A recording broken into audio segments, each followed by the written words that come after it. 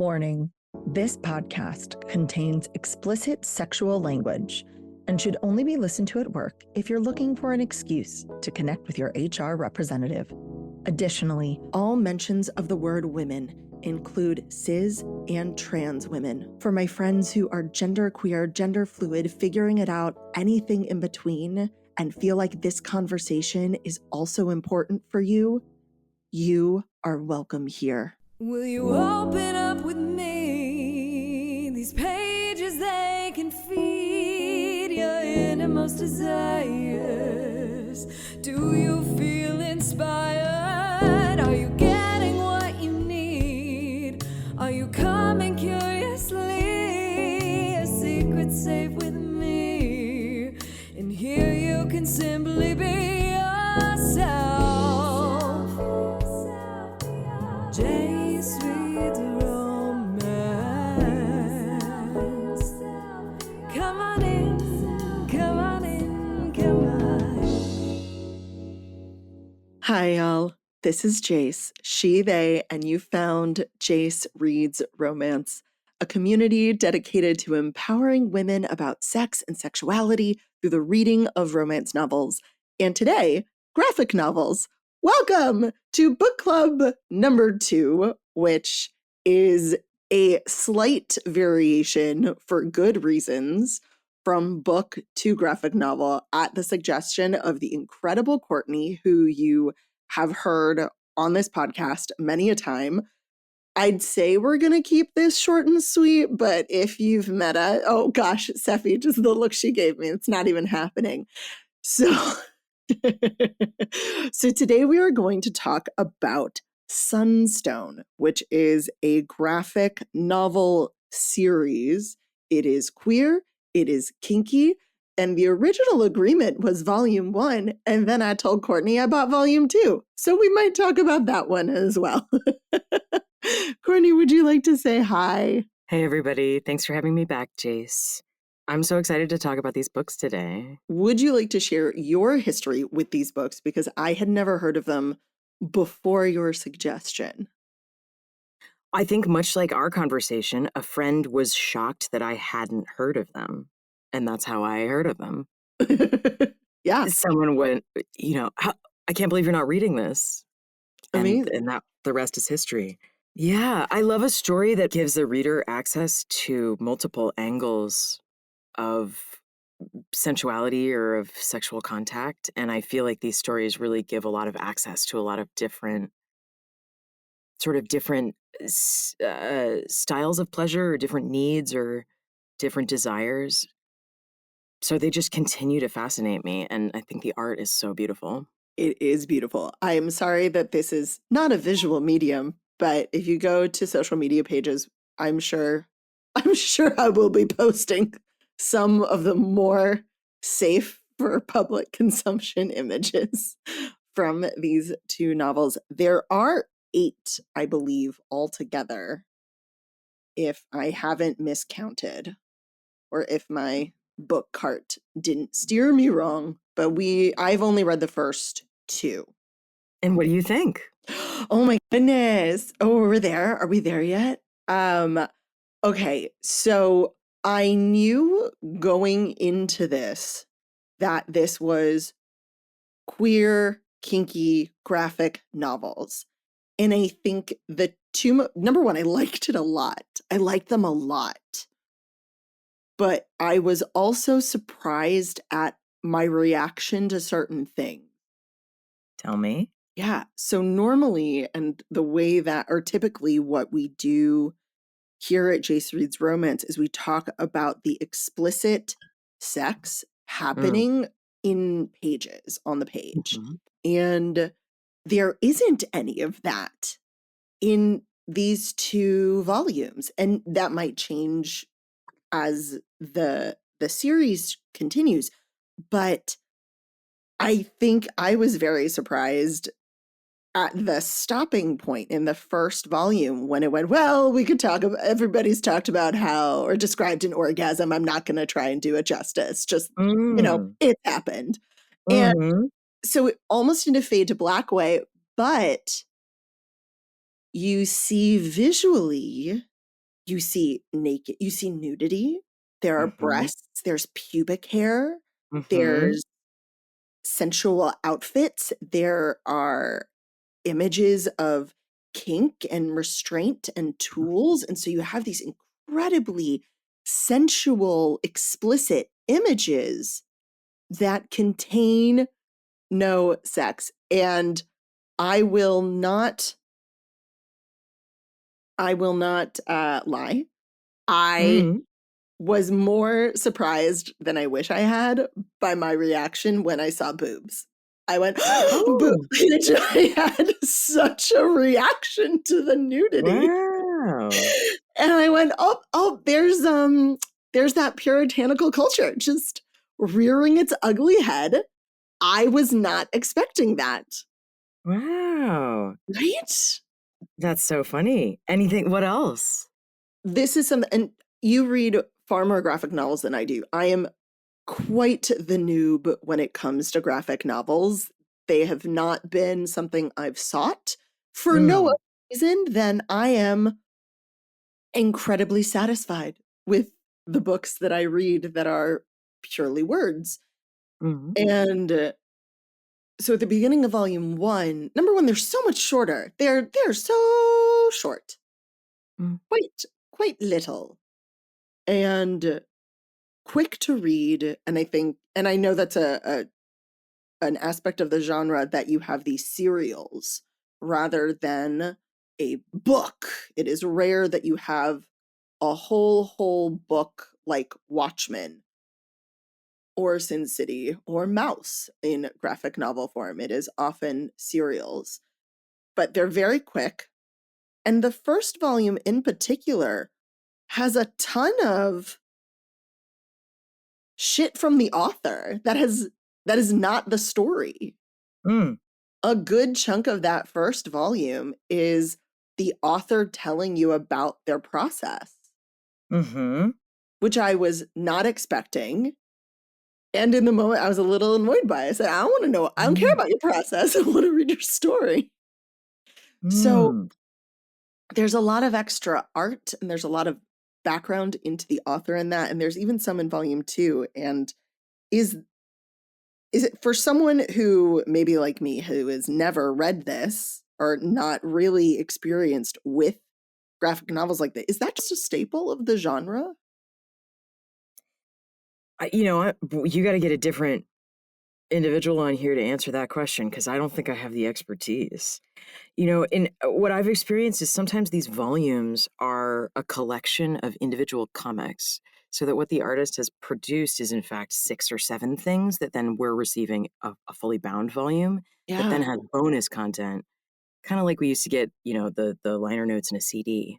So the stuff in here about the author's process and the extra art is actually, while you experience that as a letdown, understandably, because look at behind you, you have 1.5 inch wide novels mostly as your source material. But for readers like me, all of that is like getting like a backstage pass. And Yeah. it's funny to hear you say, oh, it reads so quick, because I find the opposite. I actually find I go through these stories more slowly and deliberately than I go through a novel, and I'm a very fast reader of words on the page books, the kind that you and I both love. And I can really zoom through reading such a thing. But with a graphic novel, I find I get almost a theatrical experience of, yes, my eyes read the words and the dialogue quickly, but I have to take a breath and a moment to commit to experiencing the setting, the frame, the design of the panel, the color scheme that the artist chose to use. Are we in a super defined panel or are we in something that's in sort of a looser style? All of that gives me storytelling and anticipation and relationship information about the characters that then builds anticipation towards the sexual content for me. That is so fascinating because I think for me, what I love about the written word and my personal experience with books, and this is part of the reason why I sometimes really struggle with audiobooks, Mm. is I have such a vivid world in my brain, and you get to make your own choices. You get to, zoom out or zoom in or hear it you can change the tone, or you have your perfect pitch for an actor's voice, or even if they describe the eyes as blue, if your favorite is more of a green, you can be like, it's green in my mind. And so for the artwork, I'm thinking about how I experienced it. Like, I thought of it as a jumping off point for my brain to Mhm. create the movie of the story inside of itself, rather than the thing that I should sit and stare at. Because that's what I do when I read books Mhm. of just words. I create the movie in my mind. Mhm. And so instead of sitting and looking at the frame as, oh, this moment that I should maybe have sat with and thought about and analyzed, what is it about this perspective or this color or this shadow? Why is that, maybe why are these pages, the spread goes across the page as opposed to in a single line? I said, okay, this is where the starting off point is, and my brain's going to fill in the gap. And jumped from space to space, which is a totally different way to think about and experience this novel. Well, here's another offer is these things are infinitely rereadable. So easy to Where reread. we might need to take a year between processing a novel and processing it again to really get like a juicy new perspective on it, you can pick one of these up a week from now and spend 15 minutes on 2 pages and be as mesmerized as you care to be. Or read 6 lines, close your eyes, and imagine completely different characters in the scene or whatever. You know, it's a Yeah, resource. And I think it's such a generous resource for an artist to provide us this much jumping off material. it is.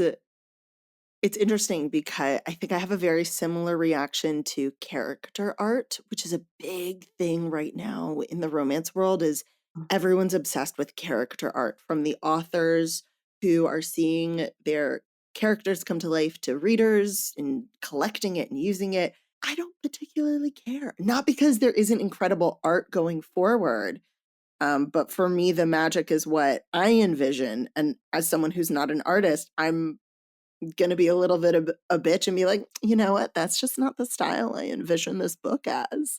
Like, I Mm. almost hate the cover of Lila Sage's books because I'm like, this is just not the way that I picture these characters. And this is the time when a cover almost made me not read this book. It was recommended.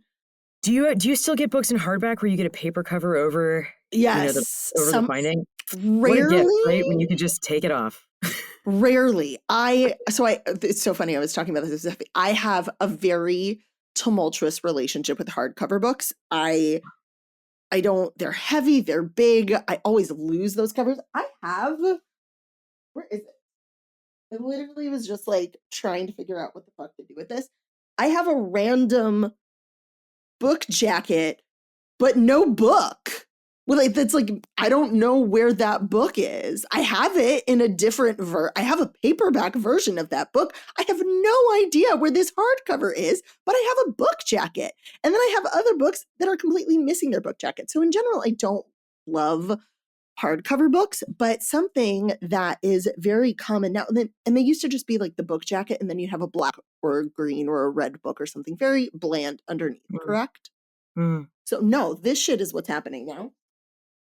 Literally what I was talking about with Seffi, I bought these because this is what's happening. So you're getting these Mm. beautiful sprayed edges, and you have a book jacket, but inside there's art Beautiful end papers. and Yeah. like on the jacket and the Mm. cover and the like all of this. But yet again, if that art doesn't match your imagery of the world, you're sort of surrounded by someone else's Exactly. vibe. Honestly, I Yeah. have no, it's almost it's almost the way that I feel about maps. I can't read a map for shit. I'm sure this map is very helpful. I Ah, know someone has gone to great lengths to create the map for the mythical world that you are telling me about. I look at that map and it might as well be crayon. It's just not, I cannot read it to save my that's life. wild. I put like a sticky note in the map and go back and reference it as I read Oh, the book. And I like You know what wish I mean? Like, I I'm exactly that kind of hobbit where I'm like, well, we better make sure we know the way back to the Shire. yes, I do. Oh, here's the one that I cannot find. Oh, well. It has a notebook.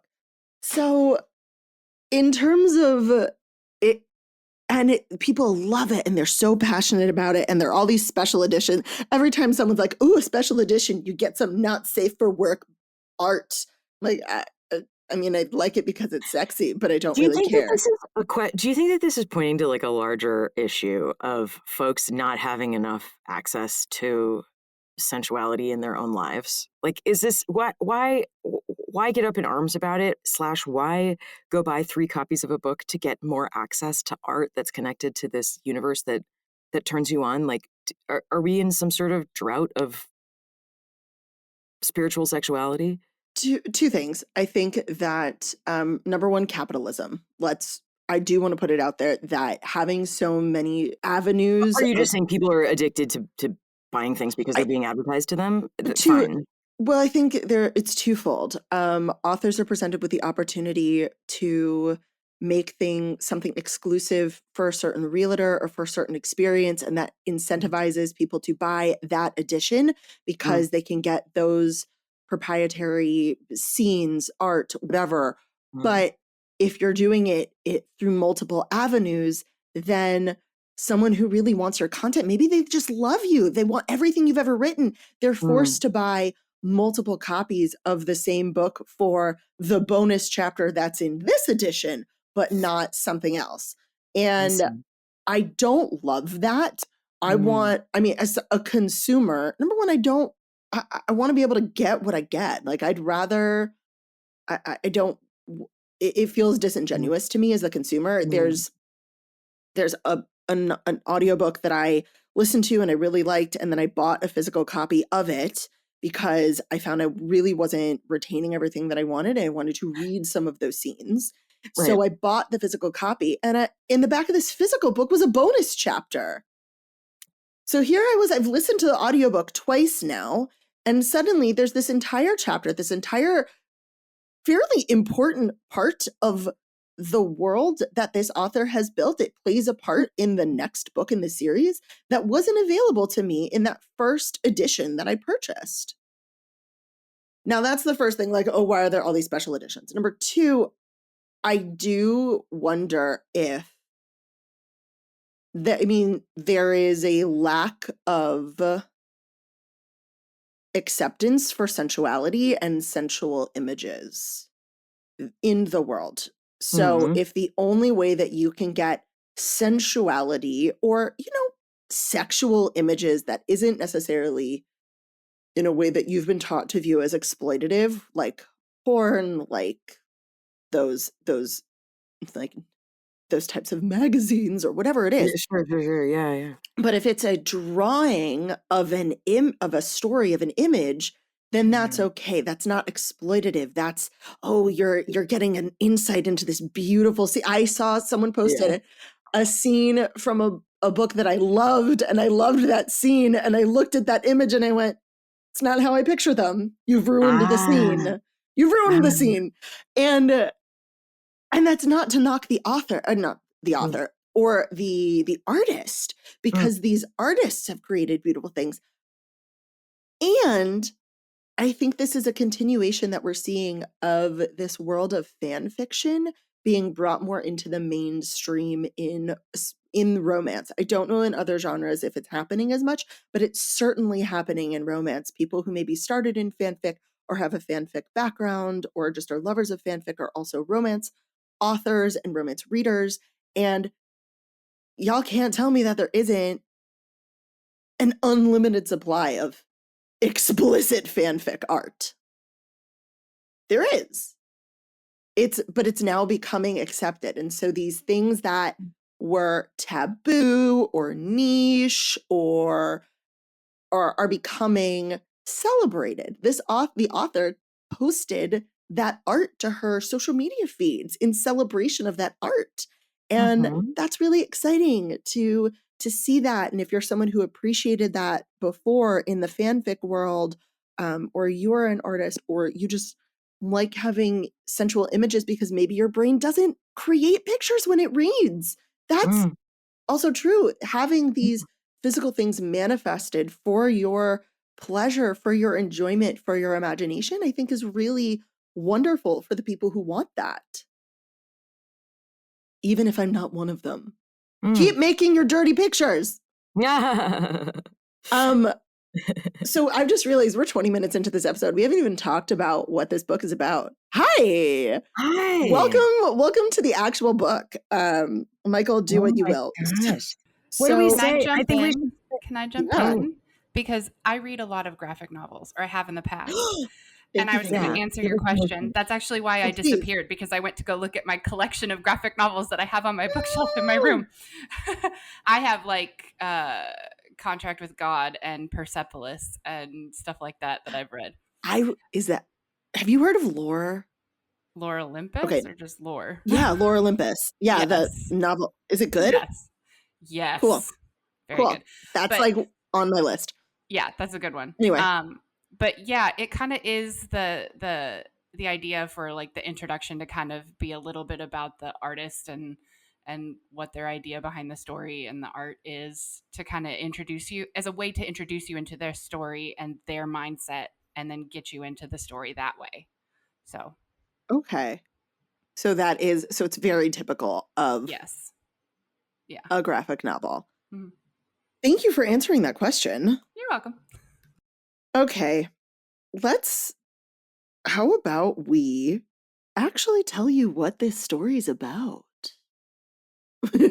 Talk about the actual book. So Sunstone, as we've mentioned, and I can only talk about volume 1 and volume 2 because that is all I have read. It is set up as Lisa, this woman, telling the story of her and her relationship with Allison. We call her Allie. Alley Cat. They meet because Allie is a dom and Lisa is a sub, and they write fanfic. And then they meet in a forum and become chat buddies and realize they have some chemistry. They kind of fool around via the interwebs and decide to meet in real life.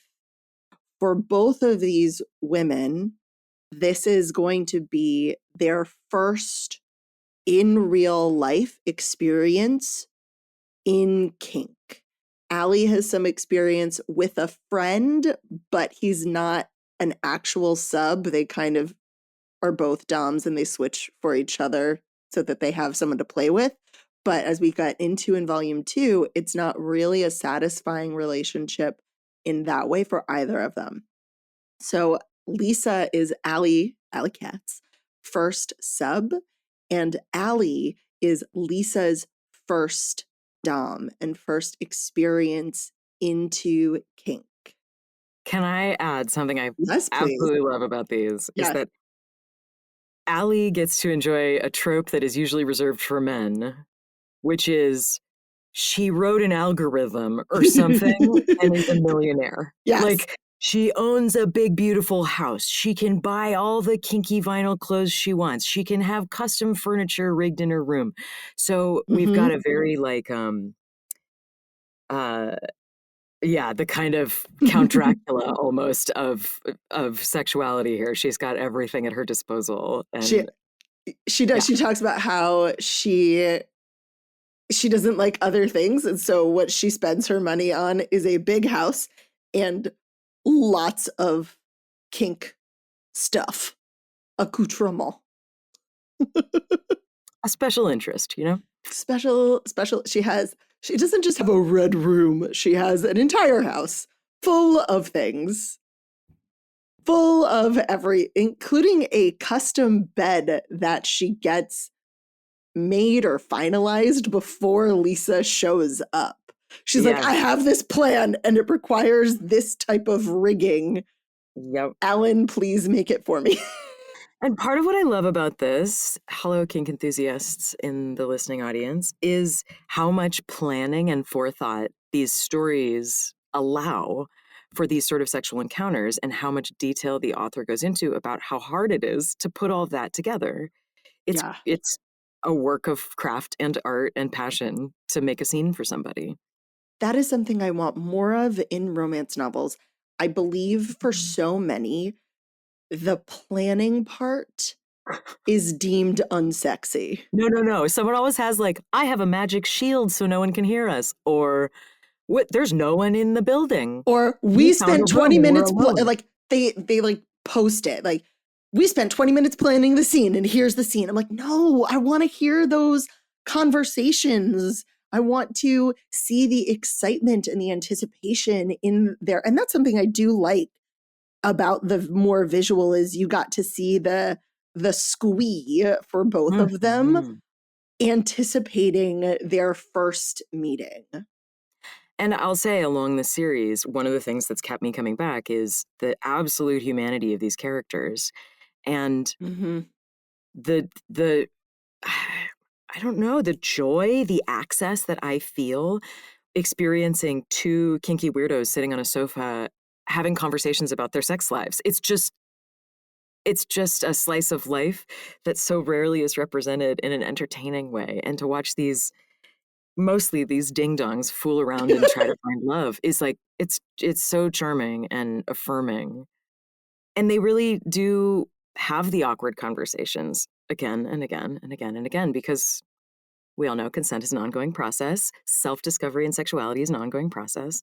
And so these stories allow the characters to continue to live and grow. And we hear them enter into this space with knowledge but no experience. So something that is nice is this isn't either of them being corrupted by no, these are Yes. two people who know what they want in their sexual experience, have experienced vanilla as you would, and understand it's not for them, searching for what they want, even though in practice it is new to them. Yeah. They talk a lot about the safety that they consider in their scenes and in their material and in their planning. And while, yes, some of those potential risks are heightened when you involve rigging or, restriction or impact, those are all things that also happen in vanilla sex. Sure. Sure. Seffi and I talked about the most dangerous position to have sex, reverse cowgirl. It has the highest percentage of injuries. If you are going to engage in reverse cowgirl with a partner, y'all need to talk about it And because stretch first. stretch first, like decide on a pace. Is that where you like what's going to happen? And it's so interesting to watch both of them also, because a lot of the time, and I'll say this for mainly the heterosexual couples that are portrayed with kink. If they're portrayed with kink and it's not just dark romance pretending to be kink, which I fucking hate, but actual kink, there is the kinking and then there is the humanity of it. So the kink that they have and they do isn't what they are 24/7. You're right. Mm-hmm. They sit on a couch and they talk about life and things and eat like takeout, trying to look like they eat random takeout and things like. Well, what I was referring to about the couch conversations is they talk to their best friend about, oh no, I think I said something that I shouldn't have said during our session, or oh no, Yes. I think the session went so well, I'm never going to live up to it again, or Yeah. I think it went well for them, but it wasn't great for me. Those kinds of conversations that to me feel super, not superhuman, but extraordinarily human. Yeah. Yeah. In the first volume, it Mm. is primarily an introduction and a meet cute. They finally meet, they have their session, it goes very, very well. And then their reaction to it. the best friend, Alley Cat's best friend, meets her. We learn a little bit more about the two of them. And then in volume 2, I feel like it got much deeper. It got much deeper. So number one, I was a little annoyed by this, but I also wasn't annoyed by this because you know what? If you don't want to, you don't have to. But Lisa gets her period and she's like, we will do no kink. And I'm like, but why? She's like, I don't like being turned on when I have my period. And I'm like, but why? Which is, the only reason I think it threw me is because it is so often viewed and so often portrayed as like dirty, icky, gross, shameful. No, I could never think of you sexually when you're menstruating.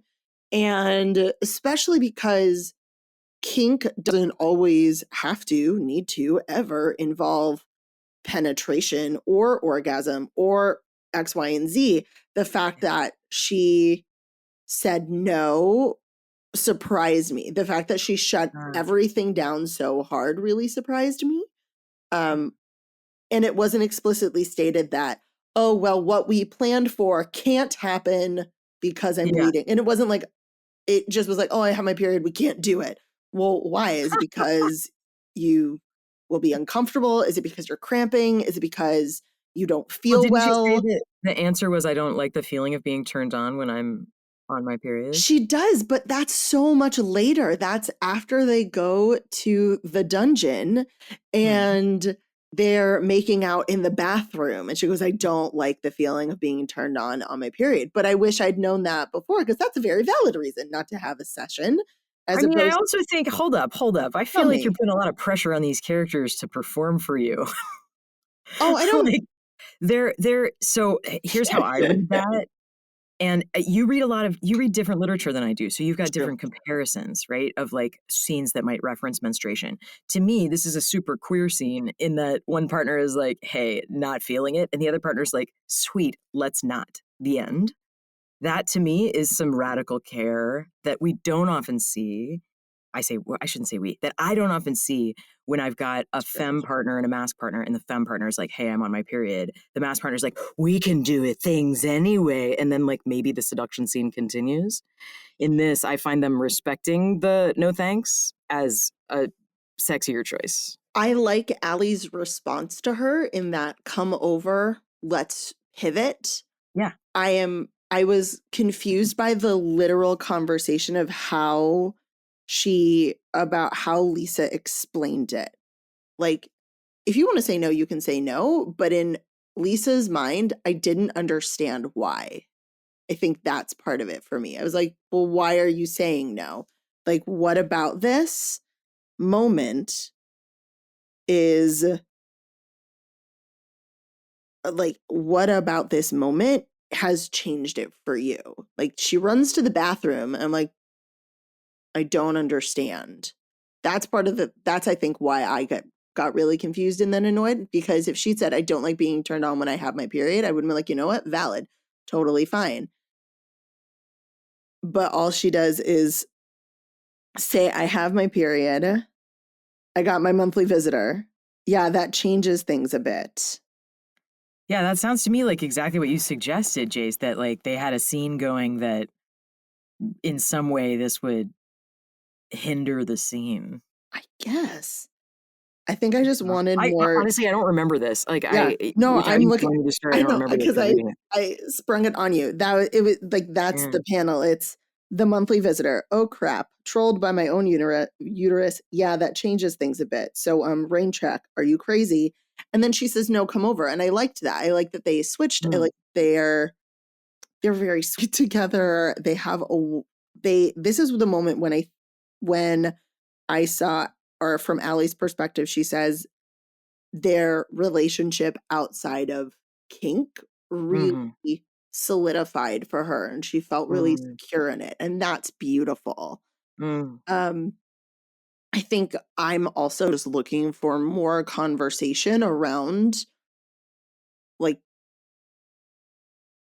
you're right, your experience is great, and I have no notes for that. My experience, what I was looking for was, oh, great, let's talk more about it, or I think I just was so surprised by how it was introduced and handled that Mm, I didn't love it. Everything else was mm, fine. It was just that introduction and switch. mm. It wasn't like, oh no, I didn't get to see you do whatever in that outfit. I mean, it's fine. Yeah, yeah. But the outfits are great. Oh my gosh, I think the art is just fantastic. I'm thinking ahead through the story a little bit and Yeah. trying to wait a second. Did we talk about the series Sex Criminals?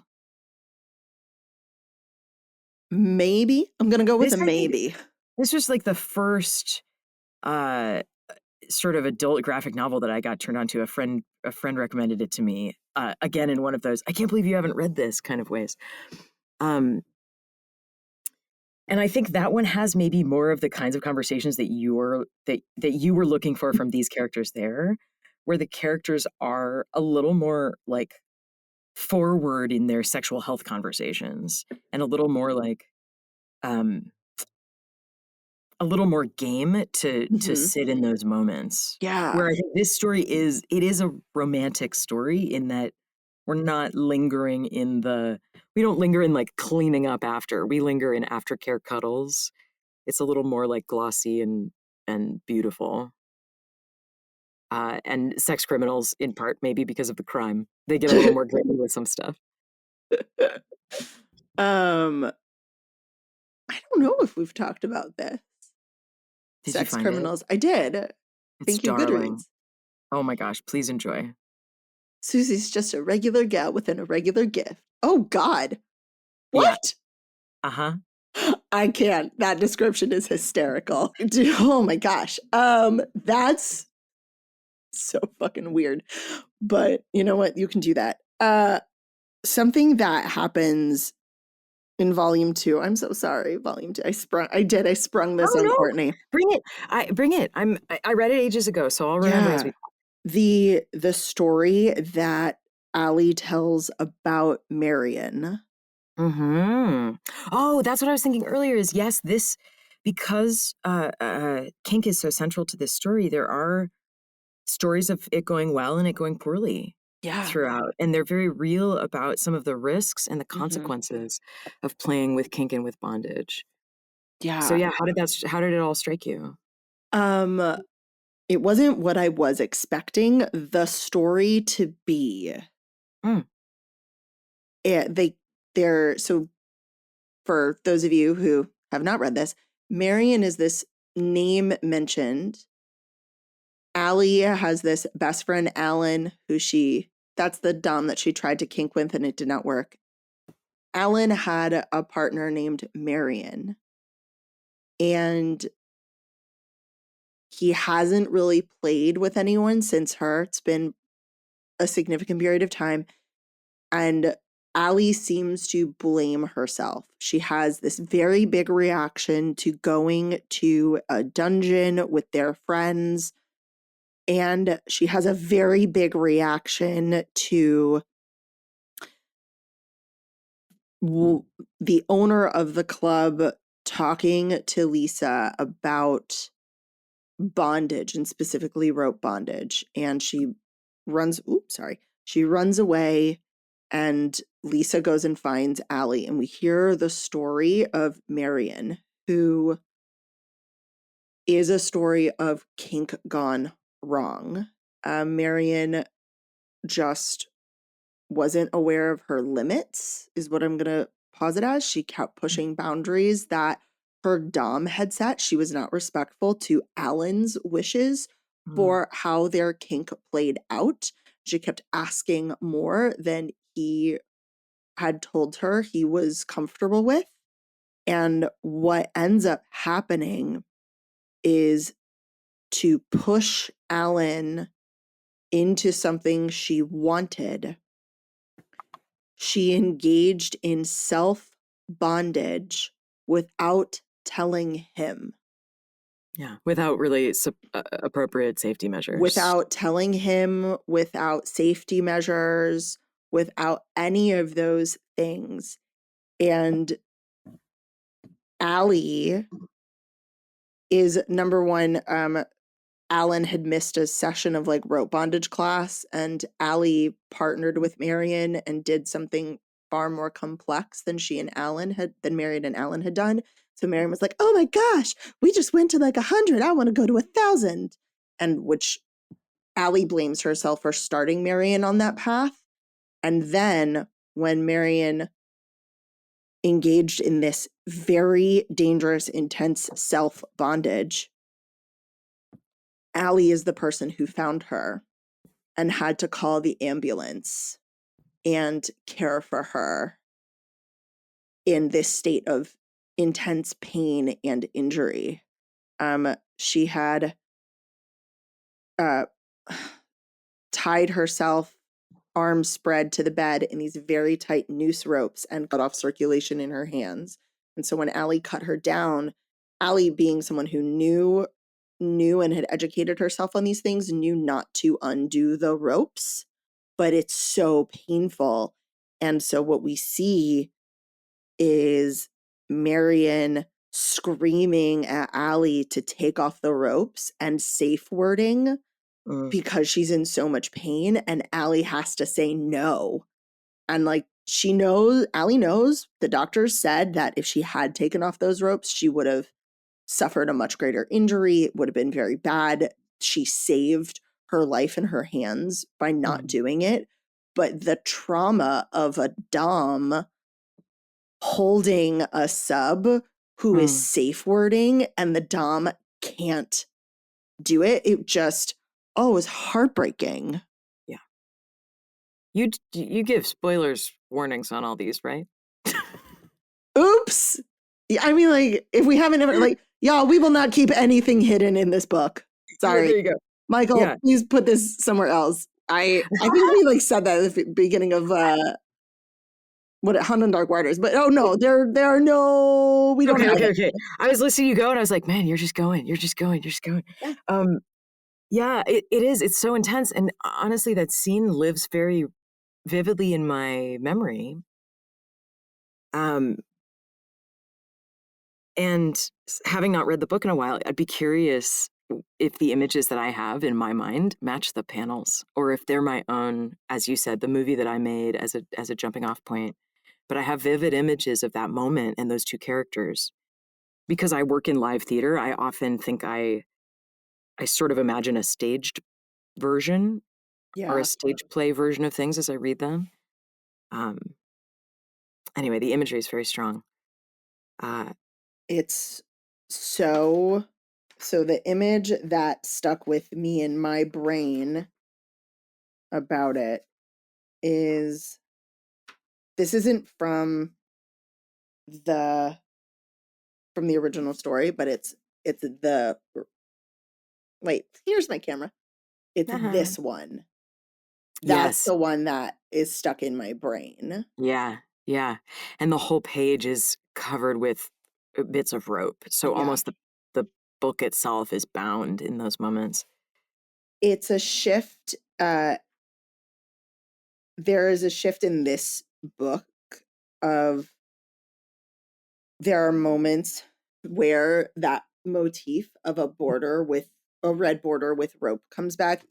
I can't post that one on the internet. Sorry. But where these come into play in moments of kink and history and learning, it's a lot. I mean, it's a very intense moment in that story. And then something that happens at the end of book 2, because book 1 starts with Lisa sitting at her computer saying, I'm going to write this story. I'm going to tell this. I promised them I would. And you're like, oh God, what happened? Yeah. Who's dead? Like, that's, I mean, that's what I think. Like, who's dead? Who's gone? Yeah. What's happened? And at the end of volume 2, Allie shows up. And you don't know if they're together romantically or if they're just friends or anything, but she shows up and you're like, okay, well, it's not Allie. Allie's not dead and Lisa's not dead. Great. But I wonder what happens next. Yeah. It's something that's interesting to me. And I wonder if it's just part of that whole reaction to the nudity, but looking at because there are some explicit images here. Oh, yeah. I don't, I, I'm not going to say they aren't sexy. They're beautiful, but I can't look at them too hard. Like, Wow. I know. Okay, so graphic novels maybe are really just not for you. It's not that they're not for me, but for some reason, I get so like there's this what is it? This image, this not suitable for work image. Allie is bound and her nipples are clamped and pulled. Yeah. And I'm like, oh, I can't look at that. I'm like, oh girl, I don't know why. Ooh, does it hurt? Do you feel it in your body when you look at the image? I do wonder because like that is not for me. That is a little too far in my sensations. But even oh, that one's funny. Some of them are funny, and some like this moment where I was like, oh my god, it's almost a penis. Good job having a rubber on it. It looks like there's a condom on it. Good job, y'all. Yeah, But there's great sexual health great sexual health imagery in this. There's so much good imagery in this book, but I almost am like, I should clothe you. Like, I don't know why. Wow. Wonderful. Well, I think you should read a few more and see where you go, you know? And there are even beautiful moments of Allie and Lisa just sleeping naked next to each other. I'm like, they're nipples. You can't put that on the internet because female nipples are apparently inherently sexual, unlike male nipples. I don't know why. It's so surprising to me to have that strong of a reaction. I love this for you. I'm also surprised and delighted. Yeah. Like, does it make you, does it make you feel like you should close the door? Like your parents are going to catch you reading a naughty magazine? Is it like, oh, I'm going to get in trouble? Is that the feeling? I wonder, because sexually explicit imagery is just not something that I've ever collected or wanted or used in my own personal life. And when I'm reading a book, if a first glance, it's words a page. Nobody has any idea what I'm reading. You might catch a dirty word or something, but it looks like books in a page. But especially with this, I had that feeling of I can't go out in public and read this. And I read everything. I listen to everything in public, but for some reason, this book definitely gave me I need to do this in the privacy of my own home. Ooh, I feel like that's a wonderful little book jacket quote for these folks. Yeah, privacy of your own home. Well, we didn't even tell the group what the title means. Do you want to share that? Oh, we didn't. I do. Sunstone is the safe word that Allie gives to Lisa. And we also learn in volume 2, she gave it to Marion.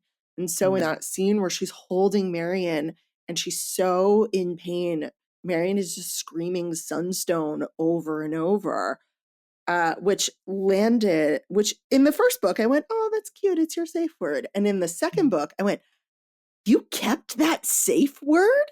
Yeah. I would have banned that.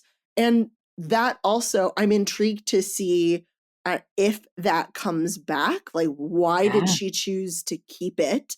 And does Sunstone have a meaning that is so outside of these two experiences that Allie has chosen it as her general safe Thinking word? Of you reading it on the CTA and like, the fact that the title of the book is the safe word and you having the feeling of like, I have to do this behind closed doors. Yeah.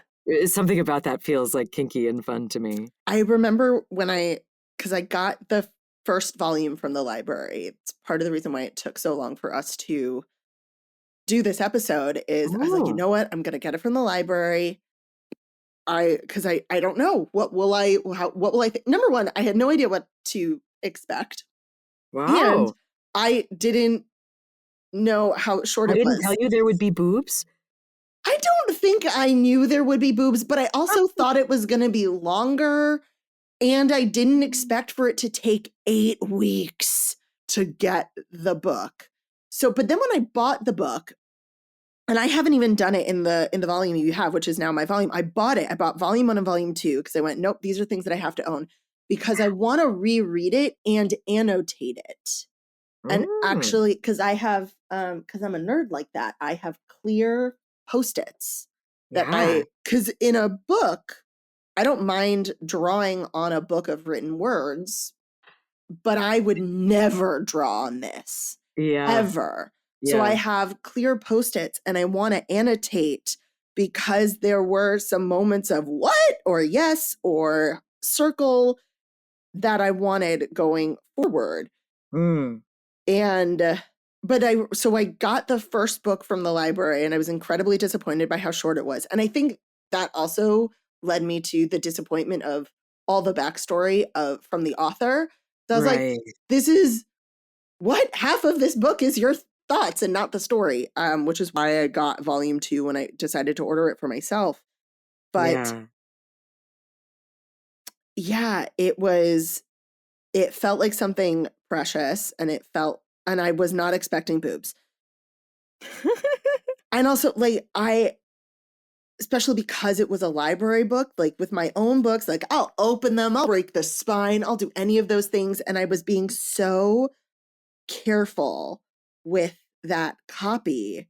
But also, it's different when someone walks into a room and you're reading a dirty novel and they just see, oh, you're reading and they don't know what you're reading versus, oh, yeah, that's a great outfit she's wearing. Look at that white lace. I do have something masculine desire in these stories. We don't focus really on um, characters with external genitalia, but they exist in the world, Mhm. and they have complicated desires, and they have complicated experiences and histories, Yeah. um, which I really appreciate and enjoy. I think I like the fact that this story is happening with 2 women. I'm very much appreciating that aspect of this tale. Mm, For me, it feels weirdly, maybe mm, not weirdly, this is my experience. It feels like the pressure is off in a lot of ways mm, to perform. mm, And that connection can really be at the center of this story, which it is. And it's not to say that there isn't sexual satisfaction or things that are sexy. There are, they're very sexy, they're very satisfying. But I think at the core is this relationship between 2 humans, and we which are to not me, seeing them like there isn't oh, I need to show you that I'm the best dumb in the world, or like it doesn't, it feels like some of that push and pull that exists in a lot of relationships or experiences that seem to be written with men or penises. I'm going to go with both. Doesn't exist, and that pressure is kind of off the table here. I mean, there's also the implication if you or I are the reader of the book, that in spite of the name of the author, with these 2 characters, we are all women together in a room, Mm-hmm. and there are no men observing. There are no men responding or you know, being asked their opinion Yeah. uh, in, in the midst of the intimate moments with Lisa and Allie specifically. How do you feel about this story of 2 queer women being written by men? There is a lot of debate in the romance world that you shouldn't write stories that you can't, that you are not part of. Oh, mhm. Like women writing romance, or if a white person has a person of color in their main characters. And there's a lot of debate. And Ooh, that's the for right now, because I have my own opinion. mm. I'm curious how you feel. And I quite honestly don't know enough about this author and their background to say if they are uh, straight or queer, but And there's always a they're part of you that's male. like, is this a nom de plume? We don't know. We don't know. Um, Uh, I I think this is a beautifully written relationship. To me, this is about two human beings with sexual histories that impact their present, attempting to find vulnerability and trust and therefore pleasure together. And that's fundamentally human, in my mind, a human right. So I'm grateful for an author who has a skillful narrative lens to bring forth this story. That's all. And I don't have a problem. I don't have a problem to point to here. Yeah. I'm just grateful that the books exist. Um, the characters are very doll-like in the art. You know, this is not a body empowerment series. This is No. not about femme folk feeling great about their thighs being whatever shape they are. This is a fantasy for sure. These folks are glossy and supple, and they make jokes about vinyl being hard to get on and off, um, which is true for anyone with skin. But it is a fantasy, and you know, everyone's hair is mostly in place at all times. All times. And I think sometimes that's what I notice that's different when a woman is a part of the creation of a visual story like this, that there might be a little more of a gesture towards body diversity and gravity being real. Yeah. But that's not the focus here. The focus is No. really on beautiful lovemaking of an energetic, emotional, intellectual, and physical nature. And I think that is captured so gorgeously. It is. As I feel we are drawing to our natural conclusion, I know, shocking. Who knew?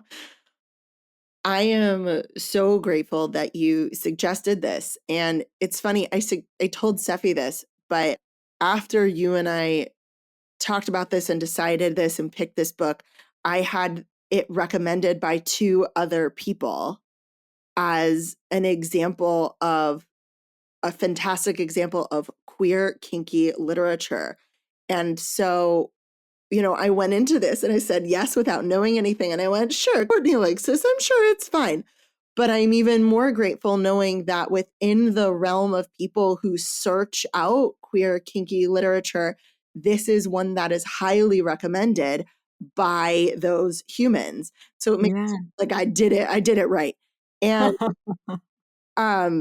Am I telling on myself with my literary tastes? Ooh la la. yeah, I mean, no, everyone knows what my literary tastes are, but we don't hide our preferences here. Hell no. So reading this, and I'm not going to lie, I don't know if I have the patience to not purchase all of them. Just go for it. Just go for it. I highly recommend. Highly recommend. All of the artists involved in making this work deserve people to buy it and put it on their shelves. It's beautiful. It really is artwork. I fear for the safety of these books. Oh. Because I am notoriously hard on books. And I'm like, these feel so flimsy. How is this gonna survive me? But you got it. You got it. Just pick a high shelf to keep them on. Well, I need another bookcase. I've or one with a lock, maybe. That's your personal private. This entire office needs a lock. And there are it's not true. There are books out in viewing and easily accessible in my home that should have a lock. But you know what? If you're going to pick that up, it's your own fault. Well, then I think, so here's what I want to say. Yes. Can you put a price tag on the shock and awe of experiencing a physical, emotional reaction to a piece of art, Jace? Like, you said that this thing stopped you in your tracks multiple times for different reasons, for an image, for a storyline, for this, for that. What a gift from a creative artist to give you a story that makes you go outside of yourself, or makes you run right up against your own boundaries and go, okay, wow, I know for sure that's where my boundary is. I think that's such an amazing gift for an artist to share with people. It is. And I think if the wait weren't so horrible at the library, I might say, like, I'll ease my way into it. But also, shout out to Chicago Public Library for just having this. Heck yeah, that's what I was They thinking. do. They have 2 physical copies of this, of volume 1. I didn't look into volume 2, but good on them, because you have that on a shelf somewhere, because people need to know, and you have a book with titties in it, like somewhere in your system. But I'm breaking Sephi, but I want to say thank you, because you are correct. The art and the story stopped me in a way that I don't often get stopped anymore when I'm reading, because I have an expectation. I understand. The images go very quickly in my brain, and the movie is fast. But this was something out of my comfort zone and out of my regular routine. And for that alone, I want to encourage all of you listeners, if this episode has not made you want to go to your own libraries and see if they're as cool as mine and get it, or a digital copy if you read on some sort of tablet. I would not get it if you read on an e-reader, because color, y'all, color. But this story was the surprise I think I needed in a lot of ways. This is going to sound so terrible. Oh my gosh, I'm going to get my card revoked for being like sex positive. I have a hard time sometimes with sapphic novels. I find that they are too squishy for me. And I find that boring. What was it? Okay. Like Iris Kelly, that one. I was like, nope, thanks. I find everything about this kind of boring. And it might be, and it might have just been that writer, because there have been ones that have been really great. And like, you got into this, but I loved this in a way that I didn't know I was going to. So thank you. I'm so pleased. I want to shout out another graphic novel, Punderworld, Okay. that deals with some mythology and mythological characters. Gorgeous. All right. I read some of that when it was on Webtoon, and it is fire. It is so good. I love that one. Oh, I love Greek mythology. Yes. Yeah. Pushes a lot of good nerd buttons. Oh my gosh, they're so good. It's not the next sapphic, the next novel. I want to read A Shot in the Dark first, but the one after that is Serpentine Valentine, which is the Sapphic Medusa retelling. Ooh. I'll let you know. You can borrow it. It's not my that twin. And we're gonna plan an episode for sex criminals. Like, you've got to give this thing a whirl. All right. Just because I saw your reaction to the back of the book, like the 5-line statement on the back of the book, like, please find episode or edition 1. That was the Goodreads. That was just like the blurb on Goodreads. I was like, oh my God. I think that's also what's just printed on the back of the book. Probably. It usually is. It usually is exactly what happened. Okay. Thank you so much. If y'all haven't listened to Courtney's other episodes, please go back and do so. But Courtney, if they're being lazy and they just want to find you right now, where can our listeners find you on the interwebs? I can be found online at my full name, Courtney Abbott, ABBOTT.com. Thanks, y'all. And keep an eye out for what book we do next. Bye. That's it for today, y'all. This has been a 3 Paws Productions podcast. Our producer is Sephi. Michael Achenbach is our patient editor. Our theme song is written and performed by Diana Weishauer. You can find show notes and so much more at jacereadsromance.com. That's JAYCE Reads Romance. Follow along on TikTok and Instagram at Jace Reads Romance. If you'd like to ask a question or share a story for the podcast, call and leave a message at 661-JACE-RR. That's 661-529-2377. Or send an email to jace@jacereadsromance.com. Finally, like and subscribe so you can get every episode when they drop. You can also leave us a review to help others find us. And remember, this is Jace holding space for you.